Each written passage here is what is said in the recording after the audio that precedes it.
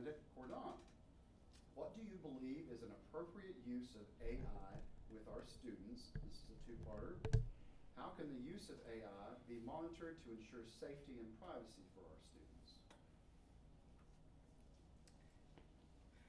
I will say this, I've been enjoying AI personally, but definitely, it's very scary for me. So I can imagine, for students, especially if there's no type of guardrails put in place or any type of education that took place prior to introducing students to this, which I'm unaware of if that's even happened.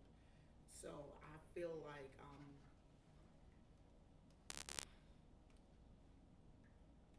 I think definitely education is needed for sure, and I think definitely there's an age, there definitely should be a grade level with it, because it's such a intelligent resource, and I feel like it can definitely get out of hand in the wrong hands if they're not properly vetted or even educated about it for sure. So I'll say that for the least of that, and then the second part was How can the use of AI be monitored to ensure safety and privacy for our students? There's definitely have to be some safety measures put in place to ensure, to protect student safety and identity and things like that for that matter. And I would leave that up to the tech department, like, the people that handles that stuff within the county for sure, to make sure those type of things are put in place prior to even trying to entertain the idea of introducing that to our students. Because like I said, it can definitely be it can be very detrimental to students' learning for sure if it's not properly vetted and, put out there for sure. We do not know the long-term effects of AI. And I know it's great. And we can have research instantly, 24/7 support, even whenever we're not in school. But it reduces human interaction. It weakens critical thinking skills. Our children can't think on their own. They can't solve problems. They do not have the research skills because they're using AI to research papers and to Google things, and they don't have those research skills. And plus AI is taking place of our school libraries. Look how many schools are closing their libraries and opening media centers. We need those books, we need that research. AI cannot teach a 6-year-old child how to read. Being in the elementary and even subbing today. I'll take up where you were. Thank you. I was just gonna quickly add behind her. The iPads did that way before AI even came into place, because the books, we're seeing less books even every day anyway. So the kids are not even able to turn the pages anymore, and that's what the iPad is doing. So that's been in place, way before AI, came into the conversation. So we definitely need to get back to the traditional learning where kids are actually reading books and looking into encyclopedias, looking into dictionaries. That's gone. That's just slowly diminishing right now. So, but I just wanted to point that out, that's already been in play, literally. Okay. Dana Brown? Okay, you've hit my sweet spot now, because 45 years of my life has been spent in computer-based training and so on. AI is a wonderful thing, but it's too early. Mm-hmm. We should not be anywhere close to AI in schools at the moment. Amen. We should be telling them what it is and not letting them use it. In fact, I'm an advocate for not having phones in schools. I'm sorry, I don't care about this idea that there might be a big problem. It's worse if there are phones in school, I can tell you that. They should not have access to their phones. Maybe they should be in their lockers and so on and so forth. AI is part of this thing, okay, already, and it takes you down bad avenues. I know of one incident of a girl at the age of 11 that was actually converted to sexual preferences. She was going off to read, pornography. That's where she was. That's where AI took her. That's what AI is at the moment. You cannot trust it. And understand that computers don't have a soul or a heart. They can't teach you through that. It's yellow. So red or yellow? that's the problem. You can't teach a teach a kid to ride a bike using a computer, right? So, okay, All right. Heather Williams? I just want to say, when I was, working in the school system, they do have filters out there that whenever something happened, a student was looking up something that was very inappropriate, sexually related or whatever, or suicide or that type of thing, they received an alert to get to the child immediately and hands-on, figure out, is this for real, what's going on, and then there was assessment stuff. Now, AI's already ahead of you and I as we talk right now. So I don't know exactly what kind of filters will be needed to ensure total safety, but I will say Kanawha County's done a good job with, what they have technology so far. Our lead technologists, the safety police were notified anytime there was something that was not right as the subject that they were researching. Did you have your? I'd just like to say this, there have been teachers that come to our board meeting and requested us to discontinue the kids in kindergarten, first and second grade, not to use an iPad. And I don't disagree with them because I can tell you this from experience my wife has as a second grade teacher years ago, where she taught every one of her kids and they could all read on level because she went through the sounds and helped them put them together. And that is why our children are not getting the reading that they need. And if you can't learn to read off an iPad, it just don't help you. There's no sounds. And I just say this, that I would be for that. And I think we need to go back to phonics with our kids verbally and not anything else. Thank you. This is awesome. I just want to say that. It's because you're in control. Who's the timekeeper? I think we agree with you. Canada Crawford, explain your views on consolidation of schools. Well, first of all, consolidating schools, we've got schools that don't meet economy of scale. We've got 12 elementary schools in Kanawha County that are under 200 students. You have to have 350 kids to meet economy of scale. In other words, what you do in that situation is we look at bringing them together.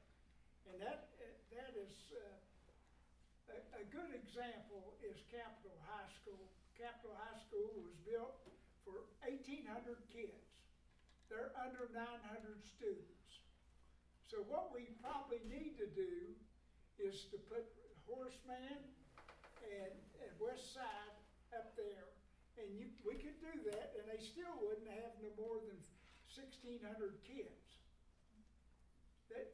These are things that we need to do in order to cut our expenses and be able to meet our budget level. If you don't consolidate schools and we're in trouble. It just doesn't work. And Kanawha County is we've got to look at that heavily as consolidation. Back in 2020, whenever we were in the red financially, that's what we did. We consolidated schools and cut the cost of operation. And I agree, we do need to consolidate, but whenever you do that, in the long run, you're paying for extra busing to get students across the county to another school. There's other things that we can do. Whenever you cut schools, whenever you cut positions, we're trying to keep people in West Virginia. And the top 3 employers in West Virginia are healthcare, education, and retail. And whenever you cut those things, I mean, people will leave, people will move. And so that's how I feel about consolidation. Yeah. I can understand the idea of economies of scale, but what we need to do is to look at the school and see how we can actually get those economies back. That might be through adult education, and perhaps using Hope Scholarship money, which you all dislike, to actually put money back into the school. Perhaps people can be taught by outside learners, outside teachers. Perhaps they can actually get money from private enterprise. Perhaps they can get money from charitable entities. We all hear about those, and they can actually put towards those schools and actually get more students in by teaching adults. In fact, I think we should have parental teaching, parent teaching, grandparent teaching, great-grandparent teaching, because I've heard of those teachers having their kids there. So there are many ways that we could look at to actually add money into the product, into the schools themselves, getting your money back from Hope. Because if you're so worried about losing Hope, the reason you're losing money to Hope is because you aren't teaching the way people want it taught. It might be to do with religious entities. Williams. Yes, I have 6 of the elementary schools that I taught at are now closed. I worked at 2 of them the year that they say you're getting closed. That's very painful. It's painful to everyone. But, you know, like one of our schools dropped down to 75 students, but you ran a whole staff. You had the building open, lights on, food, all of that. And, you know, what's right or what's wrong? It's the communities definitely want to keep their schools. But right now in Florida, I'll give an example. They're going and they're moving middle school kids up to the high school schools and keeping it in the community, so to speak.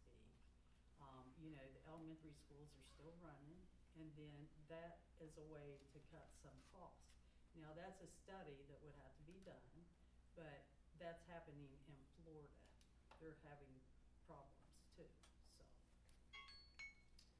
Did I see Canada, Jordan? Yeah, I think comment. I don't think anyone here said that they don't like Hope money. I think every parent should have their opportunity to put their child wherever they want. I was a parent of 4 kids.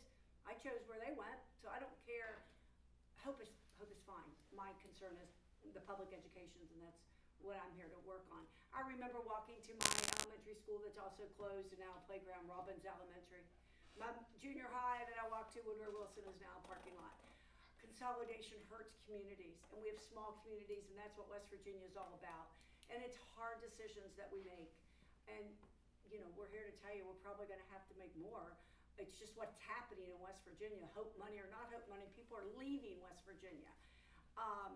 But what we have seen when we consolidate, that first day of school, those kids skip right in, wherever that school is, and they're happy and they're learning. We have seen that. We closed Cedar Grove Middle and East Bank Middle, moved into DuPont. They are thriving at DuPont. We have closed some Upper Kanawha Valley elementaries. They are thriving.